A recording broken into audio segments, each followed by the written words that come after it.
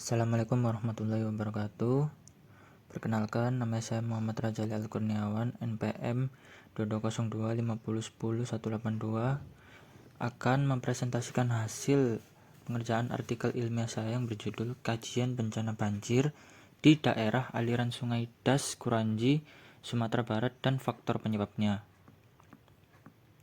Selanjutnya kita masuk ke latar belakang.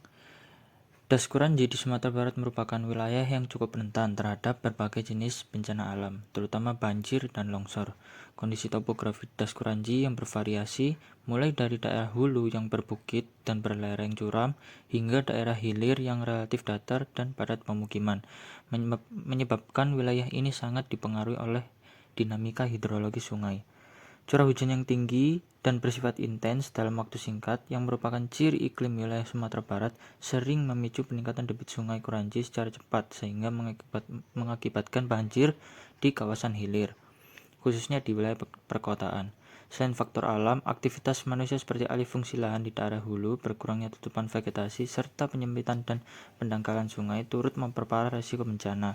Kondisi tersebut menyebabkan kemampuan das dalam menahan dan meresapkan air hujan semakin menurun, sehingga meningkatkan limpasan permukaan.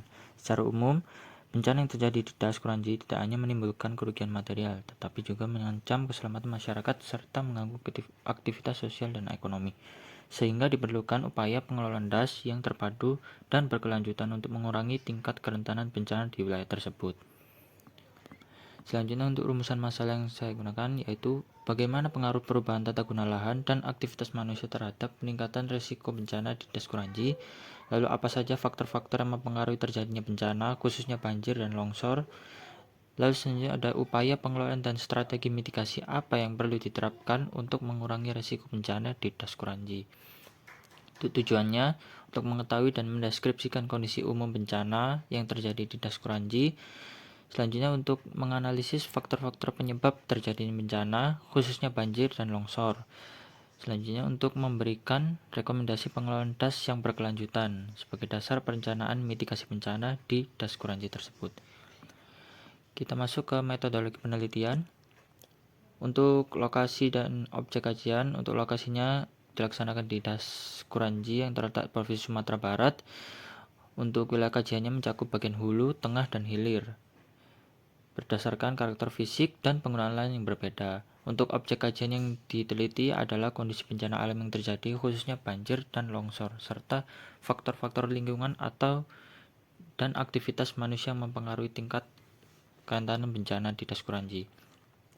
Selanjutnya ada jenis dan sumber data yang digunakan dalam penelitian ini, yaitu jenis data yang digunakan yaitu data sekunder yang diperoleh dari jurnal, antara lain data curah hujan, data penggunaan lahan, peta lokasi penelitian, dan data tingkat potensi kerentanan banjir. Untuk metode pengumpulan data dilakukan melalui studi literatur dan analisis data dilakukan secara deskriptif dan spasial untuk menggambarkan kondisi bencana dan tingkat kerentanan wilayah Das Kuranji. Untuk pendekatan pengelolaan das dalam penelitian ini dilakukan secara terpadu berdasarkan zona hulu, tengah, dan hilir. Kita masuk ke hasil dan pembahasan. Berikut merupakan peta lokasi Das Kuranji. Jadi Das Kuranji di Sumatera Barat memiliki karakter fisik yang sangat berpengaruh terhadap dinamika hidrologi dan potensi bencana di wilayah tersebut. Secara topografi, Das Kuranji ini terdiri atas wilayah hulu yang berada di kawasan perbukitan dan pegunungan dengan kemiringan lereng yang relatif curam. Wilayah tengah dengan lereng sedang, serta wilayah hilir yang relatif datar dan menjadi kawasan pemukiman serta aktivitas perkotaan. Kondisi topografi ini menyebabkan aliran permukaan dari daerah hulu bergerak dengan cepat menuju ke bagian hilir, terutama pada saat curah hujan tinggi sehingga meningkatkan potensi banjir. Berdasarkan kondisi geologi dan jenis tanah, Das Kuranji ini umumnya tersusun atas tanah dengan tingkat pelapungan cukup tinggi. Stabilitas lereng yang bervariasi. Di wilayah hulu, jenis tanah yang relatif peka terhadap erosi apabila kehilangan tutupan vegetasi dapat meningkatkan risiko longsor dan sedimentasi sungai. Sementara itu di wilayah tengah dan hilir, proses sedimentasi yang berlangsung secara terus-menerus menyebabkan pendangkalan alur sungai dan penurunan kapasitas tampung sungai. Kondisi vegetasi di Daskuranji juga menunjukkan variasi yang signifikan. Wilayah hulu pada awalnya didominasi tutupan lahan dan vegetasi alami yang berfungsi sebagai daerah resapan air. Namun, dalam beberapa bagian atau beberapa tahun terakhir telah mengalami alih fungsi lahan menjadi pertanian dan pemukiman. Perubahan ini menyebabkan penurunan kemampuan tanah dalam menahan air dan meningkatkan limpasan permukaan. Di wilayah tengah dan hilir, dominasi lahan terbangun dan pemukiman padat semakin memperbesar tekanan terhadap sistem alami das tersebut.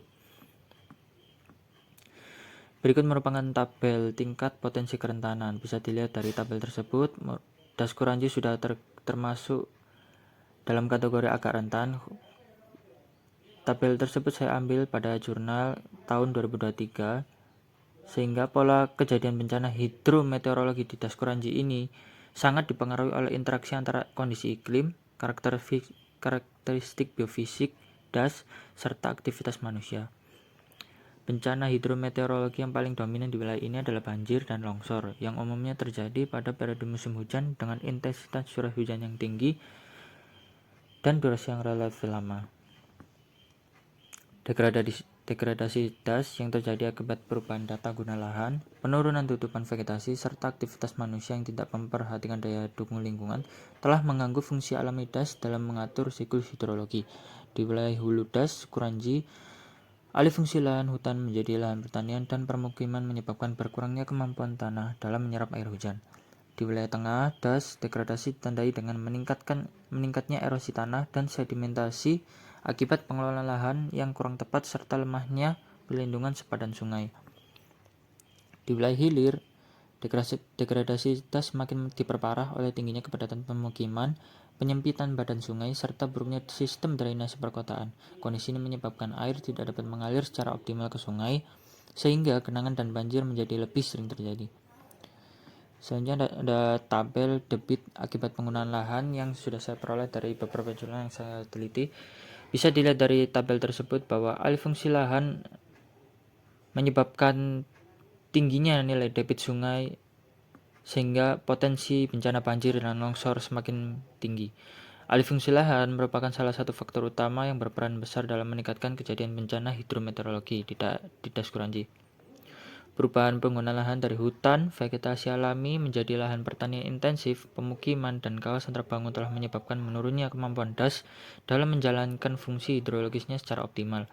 Di wilayah hulu, Daskuranji, alih fungsi lahan hutan menjadi lahan pertanian dan pemukiman mengakibatkan berkurangnya tutupan vegetasi yang berfungsi menahan air hujan, meningkatkan infiltrasi, serta mengikat tanah. Kondisi ini menyebabkan air hujan lebih banyak menjadi limpasan permukaan sehingga meningkatkan erosi tanah dan mempercepat aliran air menuju sungai. Di wilayah tengah, alih fungsi lahan yang tidak terkontrol turut memperburuk kondisi lingkungan melalui meningkatnya erosi dan sedimentasi sungai. Sedangkan di wilayah hilir, alih fungsi lahan menjadi kawasan pemukiman padat dan area terbangun berdampak pada berkurangnya area resapan air serta meningkatnya beban sistem drainase. Pengelolaan Daskuranji saat ini menunjukkan adanya berbagai upaya perbaikan namun secara umum masih belum optimal dalam menekan risiko bencana hidrometeorologi. Beberapa program pengelolaan telah dilakukan seperti pembangunan infrastruktur pengendali banjir, normalisasi sungai, serta kegiatan rehabilitasi lahan di bagian hulu. Namun, pelaksanaannya cenderung bersifat sektoral dan belum sepenuhnya terintegrasi antara wilayah hulu, tengah, dan hilir. Selanjutnya, apa strategi pengelolaan das berbasis mitigasi bencana? Untuk rekomendasi pengelolaan hulu, perlu difokuskan pada upaya konservasi tanah dan air untuk menjaga fungsi resapan serta mengurangi limpasan permukaan, rehabilitasi hutan dan lahan kritis melalui penanaman kembali vegetasi, penerapan agroforestry, serta pengendalian pemanfaatan lahan pada lereng curam menjadi langkah utama dalam menekan erosi dan risiko longsor. Selain itu, penerapan teknik konservasi tanah seperti terasering dan penutupan tanah dengan vegetasi penutup perlu ditingkatkan agar stabilitas lereng dan keseimbangan hidrologi di wilayah hulu dapat terjaga secara berkelanjutan. Untuk pengelolaan wilayah tengah, diarahkan pada pengendalian pemanfaatan lahan dan perlindungan sepadan sungai untuk mengurangi sedimentasi dan gangguan aliran sungai, penataan ruang yang tegas, penguatan fungsi vegetasi riparian, serta pengawasan terhadap aktivitas pertanian dan pemukiman di sekitar sungai perlu dilakukan secara konsisten. Sedangkan untuk di wilayah hilir, pengelolaannya difokuskan pada pengendalian banjir dan peningkatan kapasitas lingkungan perkotaan dalam menghadapi kejadian hidrometeorologi, normalisasi sungai, perbaikan dan pemeliharaan sistem drainase, serta penyediaan ruang terbuka hijau sebagai daerah resapan air menjadi langkah penting dalam mengurangi genangan dan luapan sungai. Selanjutnya, peran masyarakat dan kebijakan pemerintah. Keberhasilan pengelolaan Das Kuranji sangat bergantung pada keterlibatan aktif masyarakat dan dukungan kebijakan pemerintah yang konsisten. Masyarakat berperan penting dalam menjaga lingkungan, mematuhi aturan tata ruang, serta berpartisipasi dalam kegiatan konservasi dan kesiapsiagaan bencana. Sementara itu, pemerintah perlu memperkuat kebijakan pengelolaan das terpadu, meningkatkan koordinasi antar instansi, serta memastikan penegakan hukum terhadap pelanggaran pemanfaatan lahan. Simpulan yang dapat diperoleh dari artikel ini yaitu Das Kuranji di Sumatera Barat memiliki tingkat kerentanan yang tinggi terhadap bencana hidrometeorologi, terutama banjir dan longsor. Akibat kombinasi kondisi biofisik ini yang kompleks dan tekanan aktivitas manusia, degradasi das ditandai oleh alih fungsi lahan, penurunan tutupan vegetasi, serta pengelolaan yang belum terpadu telah mengganggu fungsi hidrologis das dan meningkatkan intensitas serta frekuensi bencana. Pola kejadian bencana yang saling berkaitan antara wilayah hulu, tengah, hilir menunjukkan bahwa penanganan bencana tidak dapat dilakukan secara parsial. Oleh karena itu, pengelolaan Das Kuranji yang terintegrasi, berkelanjutan, serta didukung oleh peran aktif masyarakat dan kebijakan pemerintah yang kuat menjadi kunci utama dalam upaya pengurangan risiko bencana dan pembangunan wilayah yang aman serta berkelanjutan. Mungkin itu saja yang bisa saya sampaikan. Kurang lebihnya saya mohon maaf. Saya akhiri. Wassalamualaikum warahmatullahi wabarakatuh.